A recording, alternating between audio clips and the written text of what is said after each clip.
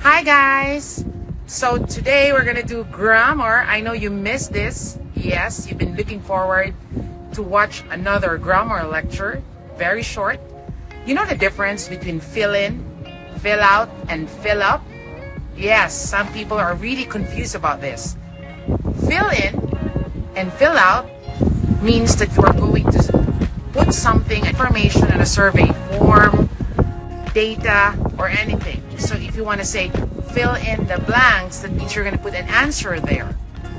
Fill out, you also have to put a word there, which probably an answer to the question. Now what about fill up? Fill up is when you are going to put something to make it full, like liquid, gossip, fill up. So you never say fill up the form. You never do that.